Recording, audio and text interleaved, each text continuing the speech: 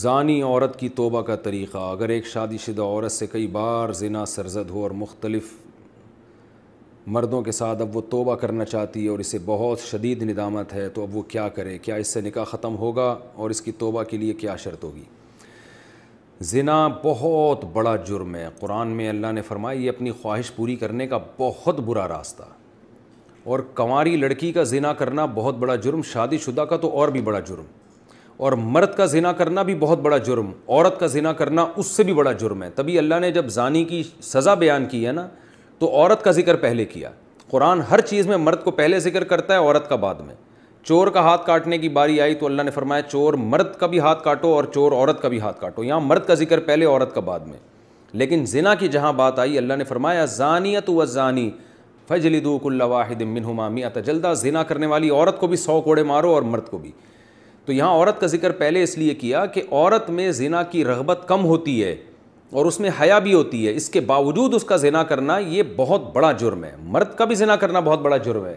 سزا اللہ نے دونوں کی ایک رکھی ہے، لیکن حقیقت میں یہ فرق ہے ان میں، یعنی عملی طور پر دونوں کی جرم میں فرق ہے. اب سزا اللہ نے ایک کیوں رکھی ہے؟ اللہ کی حکمتیں اللہ بہتر جانتا ہے. تو شادی شدہ عورت اگر زنا کرے تو یہ اتنا بدبودار جرم ہے کہ قرآن کہتا ہے کہ اگر یہ ثابت ہو جائے گواہوں سے اور اقرار سے ایک مخصوص طریقے سے تو ان کو زمین میں گاڑ کے پتھروں سے ہلاک کر دو. تو اس لیے بھائی اگر کسی عورت سے بھی یہ جرم ہوا ہے یا مرد سے تو یہ بہت بڑا جرم ہے، ہلکا نہیں ہے. اب اسلامی حکومت نہیں ہے لہذا اللہ نے پردہ ڈالا ہوا ہے اگر جرم کے اوپر، تو اب سزا تو جاری نہیں ہوگی رجم والی، اور وہ اپنے اوپر خود سے جا کے جاری کروانا بھی کوئی شریعت میں اچھا کام نہیں ہے. اب یہ ہے کہ چھپ کے گڑ گڑا کے اللہ سے بہت زیادہ توبہ کرے. اللہ غفور الرحیم ہے، بڑے بڑے گناہوں کو معاف کر دیتا ہے. اور آئندہ کے لیے ولا تقربوا الزنا، قرآن کہتا ہے ایسے کام بھی مت کرو کہ زنا کی طرف تمہاری رغبت ہو.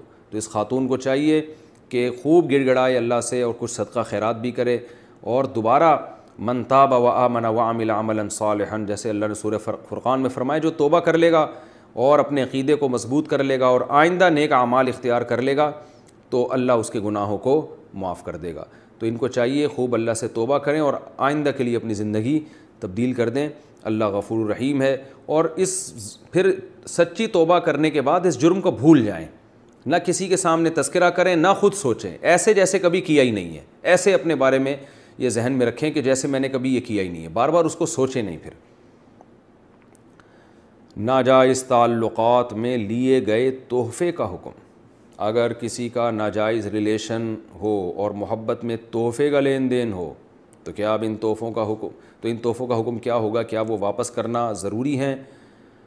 اگر اب اس بندے سے رابطہ نہیں ہے تو کیا اس سے رابطہ کر کے اسے سارے تحفے واپس کیے جائیں یا اس کی قیمت واپس لی جائے واپس کی جائے؟ اس بارے میں رہنمائی فرمائیں. دیکھیں اگر کسی سے خدا نخواستہ ناجائز تعلق تھا تو اس نے جو گفٹ اس تعلق کو پیدا کرنے کے لیے دیے ہیں، یعنی کسی نے کسی عورت کو گفٹ دیے، نیت اس کی یہ تھی کہ تاکہ اس گفٹ سے یہ میرے ساتھ ناجائز تعلق رکھے، اور خاتون نے بھی لیے اسی نیت سے کہ بھئی میں اس لیے لے رہی ہوں تاکہ میں اس کی خواہش پوری کروں، اس کے ساتھ ناجائز تعلق رکھوں، تو پھر تو یہ گفٹ کا لین دین بالکل حرام تھا اور اس خاتون کے لیے اس گفٹ کا استعمال جائز نہیں ہے. اس کو صدقہ کر دیں وہ، یا اس گفٹ کو یا اس کی قیمت کو. لیکن اگر ایسا نہیں تھا، گفٹ کی بیس یہ نہیں تھی کہ یہ تعلق برقرار رہے، تو ناجائز تعلق تو برا ہے لیکن گفٹ اس بیس پہ نہیں دیا گیا تھا، تو پھر اس گفٹ کا جو لینا ہے وہ گفٹ حرام نہیں ہوگا. ہاں یہ ضرور کہیں گے ناپسندیدہ ہے، نامناسب ہے. بہتر تو یہی ہے کہ اس کو بھی گفٹ یعنی اس کو بھی صدقہ کر دیا جائے، لیکن اس کا صدقہ کرنا پھر لازم نہیں ہے.